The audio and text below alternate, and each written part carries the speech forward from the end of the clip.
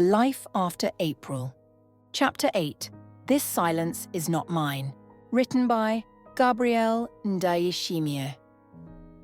I used to write things down, late at night, when the house had settled into silence, when my mother's presence no longer loomed in the doorway, when the weight of the day had lifted just enough for me to think. I wrote in notebooks, on scraps of paper, on the backs of receipts, whatever I could find. I wrote to make sense of the world, to hold on to the things I was not allowed to say. I hid them under my bed, tucked them away in the space between the mattress and the floorboards, hidden from my mother's careful hands, from the sweeping gestures that tidied my room, from the unspoken rules that dictated what was proper and what was not. It was not that she would have been angry. My mother was not a woman of violent reprimand, but there are punishments quieter than anger, disapproval sharp enough to cut without a single word. She believed in restraint, in measured speech, in the power of what was left unsaid. She moved through the world with the quiet authority of someone who knew her place and expected me to know mine. She taught me how to sit with my hands folded, how to measure my words before I spoke them, how to smile in a way that did not invite too much attention.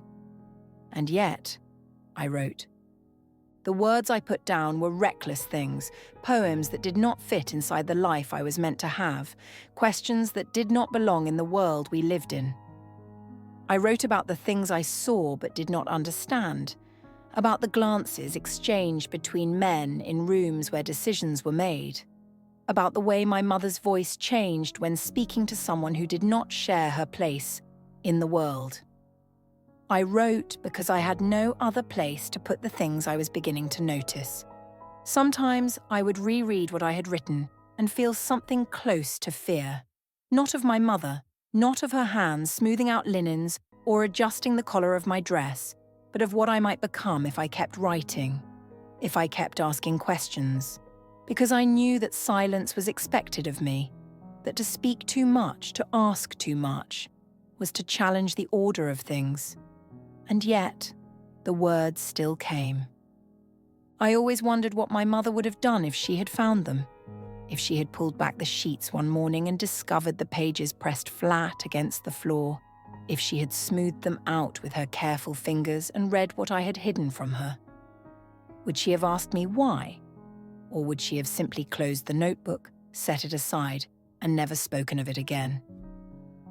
At 76, I know this. I wrote because I was afraid of the silence that surrounded me, afraid of what I was being molded into. I wrote because I knew even then that there was more to the world than what I had been taught. And though I hid those pages, though I pressed them under the weight of my bed, I think now that they were the truest thing I ever allowed myself to have. One day, she caught me ready-handed. She caught me writing. She stood at the foot of my bed, my words in her hands. My stomach tightened, a slow, twisting dread, the kind that creeps in before your mind catches up to what's happening. I wanted to snatch them back, to press them against my chest and pretend they had never existed, but I couldn't move. Not yet. Not while she was watching. Not shaking them at me, not tearing them apart, but smoothing them down, flattening them, making them small. She had read them. I knew it before she spoke. And yet, when she looked at me, it was as if she were waiting for an apology I did not know how to give. She did not raise her voice. She did not need to. But I had heard it before, in a different room, on a different day, when she scolded the maid for forgetting the silverware, when she told the butcher he had given her the wrong cut of meat. That voice could be sharp, commanding, edged with something that made men straighten their backs. But with me, she only needed silence. Her silence was not the absence of force, but the wielding of it.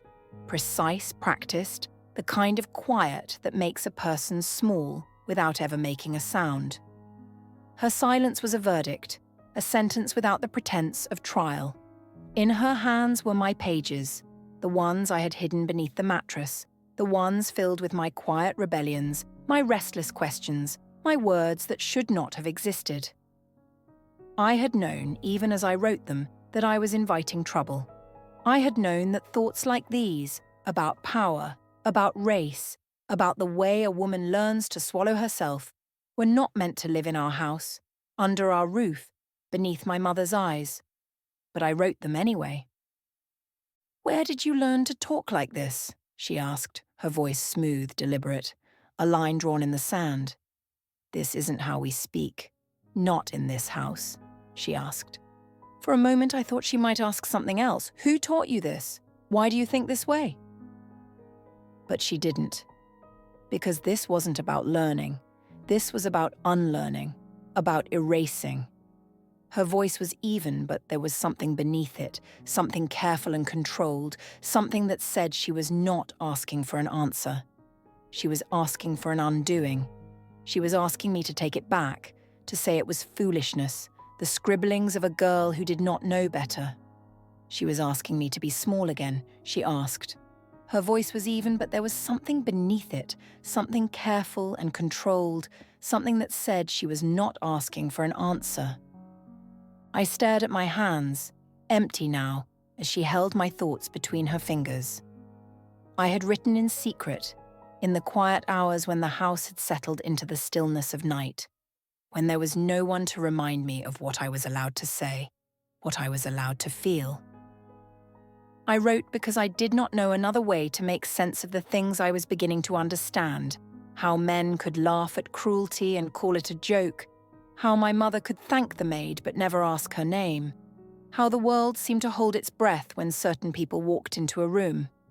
I did not know how to say these things out loud, so I wrote them down, and now my mother was holding them, turning them into something dangerous. "It's not proper," she said finally, folding the pages in half, pressing the creases with careful fingers. "These words, they don't belong to you. They don't belong in this family. You don't understand what you're playing with. Words have consequences. They can stain a family's name, invite scrutiny where there should be none, make the wrong people start asking the wrong questions. They can slip beyond the safety of a closed door and return as judgment, as exile. And a woman, especially a woman, had to know which words to keep locked away." And that was the lesson, wasn't it? That words had power, that they could unsettle, unravel, undo, that they could slip beneath the skin of things, could peel back the layers of politeness and expectation, could reveal something raw and uncontained, and that was precisely why they had to be controlled. She placed the papers on my desk, her fingers lingering just long enough for me to understand what was being offered. A chance to forget. A chance to pretend none of this had happened. A chance to smooth myself back into the daughter she recognized. "Get some rest," she said, smoothing down her dress, fingers twitching at the hem. "You'll see things differently in the morning. Tomorrow we'll talk about this properly." The door closed behind her and I sat in the dim light, staring at the words she had left behind. Tomorrow we'll talk about this properly. No, we wouldn't. Tomorrow I would learn how to disappear my own voice before she had to do it for me. And in time, I would learn to do it without hesitation, to swallow my words before they ever reached the air, to replace questions with silence, to nod when I wanted to speak. I would become fluent in the language of quiet compliance, and it would take me years to unlearn it. She was not a cruel woman. She did not raise her voice, did not slam doors, did not strike. No, her violence was quieter than that, measured in the way she clipped words before they could bloom, in the way she folded her silence around me like a second skin. She had learned long before I was born that white women must wield power softly, to never be caught holding the blade, but always to be near when it strikes. She knew the weight of words, how they could be both weapon and refuge, how they could slice through flesh or shield the body. She knew they were currency, traded in back rooms, reshaped in the mouths of men who decided who would rise and who would fall. And she knew above all that a woman who wielded words carelessly could just as easily be undone by them. So she taught me early to be careful, to be watchful, to understand that speech was not a right, but a risk. to know the difference between speaking and being heard. At the dinner table, my father spoke in declarations, my brothers in laughter. My mother? She listened. She nodded at the right times. She knew when to interject and when to let the men carry on as if she weren't there at all. And I watched. I studied. I learned. I inherited more than just her fear of speaking. I inherited the role of the silent witness, the one who sees but does not say, who knows but does not act. The one who understands too well that silence is not just an absence of sound but a presence of something heavier. I was taught to be still, to be agreeable, to let things pass as they have always passed. And so I did. The one who sees but does not say. The one who understands but does not interrupt. The one who folds her hands in her lap, presses her lips together, and lets the world carry on exactly as it was designed to. I did not recognize the weight of this inheritance until it was too late, until silence had settled inside me so deeply that I could not distinguish it from who I was.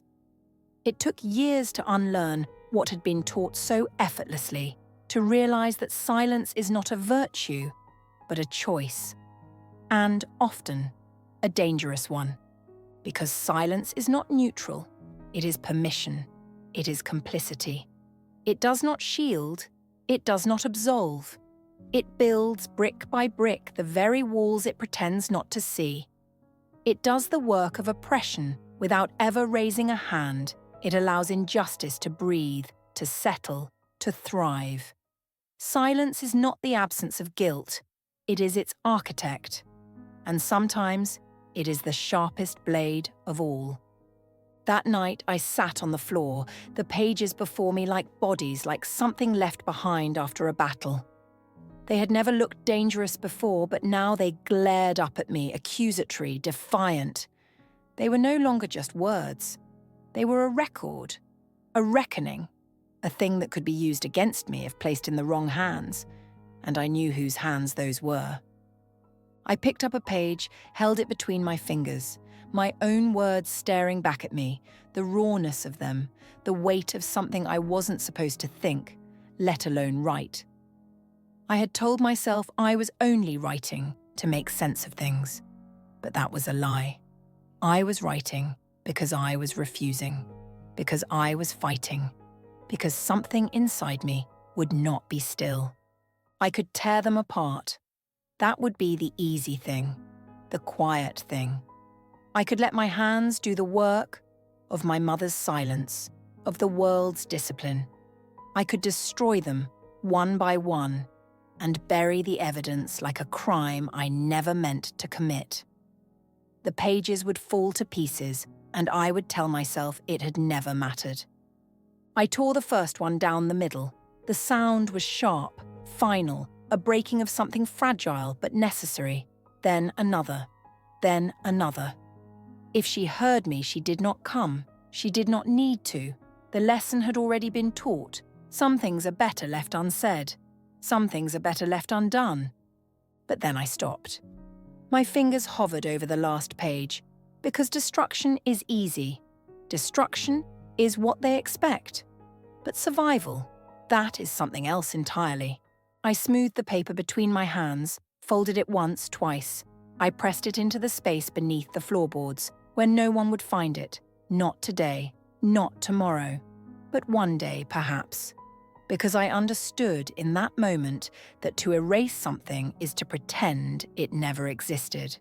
And I would not give them that satisfaction. I had learned how to disappear, how to shrink myself into the silence they required. But I also knew this. I was not meant to be small. Not then, not ever. I did not know then what I know now, that silence is not just the absence of sound, but the absence of self. That to erase yourself is not an act of survival, but an act of surrender. I did not understand that I was being trained in disappearance, the same lesson my mother had learned before me, that a woman's worth in this world is measured by how much space she does not take up. But I knew enough to be afraid, and fear, I have learned, is its own kind of inheritance. It starts with a correction, a hand on the wrist, a glance across the table, a name spoken too loudly in a room that was not meant to hold it. And then it becomes muscle memory, the pause before speaking, the careful arrangement of words, the instinct to apologize before you have done anything wrong. It is the unspoken rule of survival. Be small, be quiet, be grateful for the space you are allowed. I have spent a lifetime watching men take up space with ease, watching them speak as if the world were waiting to hear them. I have seen women make themselves palatable, agreeable, their words edited before they ever touch the air. I have done it myself, again and again, and I called it wisdom. I called it knowing better. But I see now with the clarity that age brings that it was fear, not of punishment, but of consequence, not of speaking, but of being heard. There is a kind of violence in silence, in the way it makes a person vanish before they are ever seen. And when you have spent your life mastering the art of disappearing, it is easy to mistake it for grace, easy to believe that the quiet you have cultivated is a form of elegance, when really, it is erasure, a slow redaction of self, a careful unspooling, a hollowing out. I think now of all the times I let myself be edited, reduced, made smaller, the apologies I gave when I did not need to be sorry, the laughter I smoothed into silence because I was afraid it would be too much. I think of my mother, and her mother before her, and the unbroken lineage of women who have learned to shrink themselves until they are almost invisible, their presence felt only in what they leave behind. But I also think of the ones who refused, the ones who wrote, who spoke, who stood when they were told to sit, the ones who burned their silence like kindling, who let their voices grow loud enough to shake the foundation beneath them. And I wonder, even now, which kind of woman I have been, which kind I still have time to be. Because silence does not absolve. It indicts. It convicts.